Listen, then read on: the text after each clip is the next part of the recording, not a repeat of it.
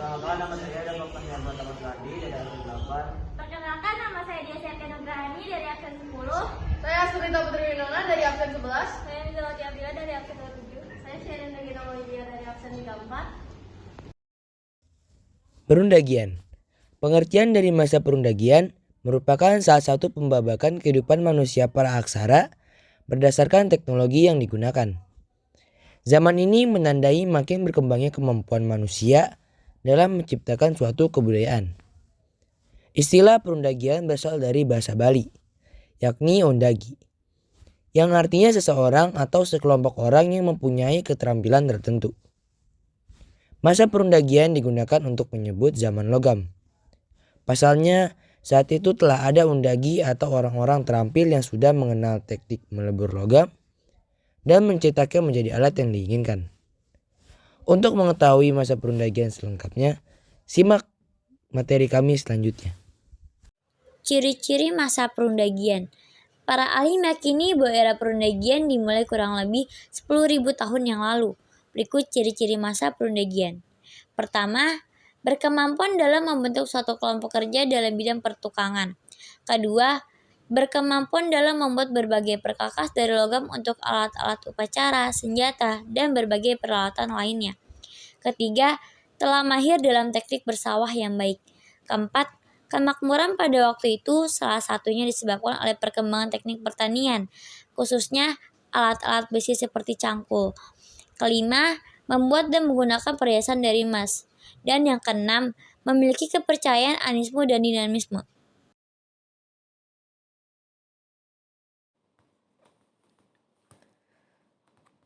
Zaman perunggu. Zaman perunggu disebut juga dengan kebudayaan Dongson Tonkin Cina. Pada masa ini, manusia sudah dapat mencampur tembaga dengan timah, sehingga menghasilkan logam yang lebih keras. Peninggalan zaman perunggu yang telah ditemukan sampai saat ini antara lain, yang pertama, kapak corong. Kapak corong disebut juga sebagai kapak perunggu.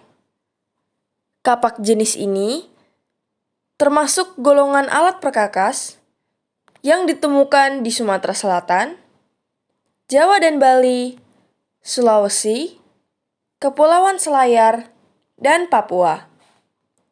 Yang kedua adalah nekara perunggu, disebut juga dengan moko. Nekara perunggu atau moko ini adalah sejenis dandang yang digunakan sebagai mas kawin. Moko ditemukan di Sumatera, Jawa dan Bali, Sumbawa, Roti, Selayar, dan Leti. Yang ketiga adalah bejana perunggu. Bejana perunggu ditemukan di Madura dan Sumatera. Dan yang keempat atau yang terakhir adalah arca perunggu. Arca perunggu ditemukan di Bangkinang pada daerah Riau, Lumajang, daerah Jawa Timur, dan Bogor pada daerah Jawa Barat. Zaman besi ini menandai periode yang lebih maju. Manusia sudah dapat melebur besi dari bijinya untuk dituang menjadi alat-alat yang diperlukan. Teknik peleburan besi lebih sulit dari peleburan tembaga atau perunggu, sebab melebur besi membutuhkan panas yang sangat tinggi, yaitu 35 derajat Celcius. Alat-alat besi yang dihasilkan antara lain mata kapak bertungkai kayu, mata pisau, mata sabit, mata pedang, cangkul.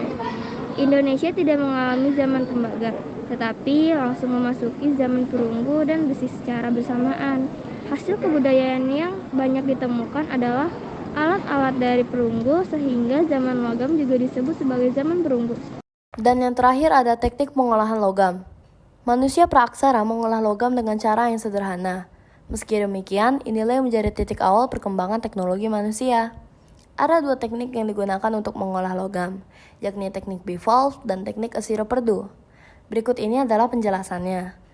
Yang pertama ada teknik bivalve. Bivalve adalah teknik cetak dengan memakai cetakan yang terbuat dari batu. Teknik ini menggunakan dua cetakan yang dirapatkan dengan lubang di atasnya.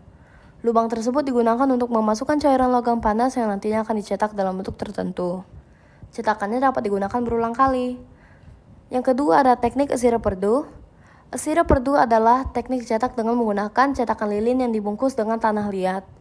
Lilin yang sudah dilapisi tanah liat tersebut dibakar hingga lilin meleleh. Ketika lilin sudah mencair, lilin akan dikeluarkan dari lubang tanah liat.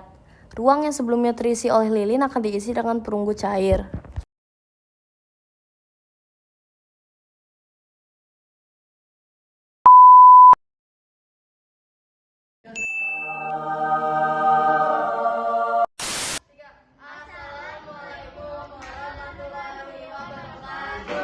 Kami dari kelompok 8 Perundagian. Sama saya.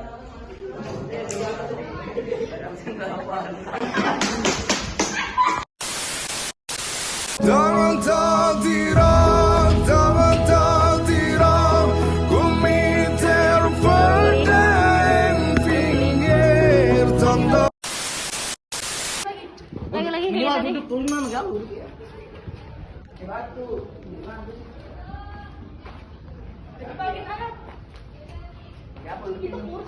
Jangan kursi itu lah, udah zaman dahulu udah kayak gitu begituan. Nih pakai bata. Nih. Ini bata. Buat apa? Buat apa itu?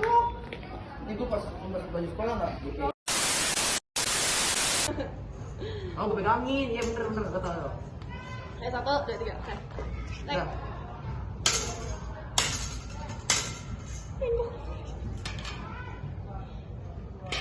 Lagi dap.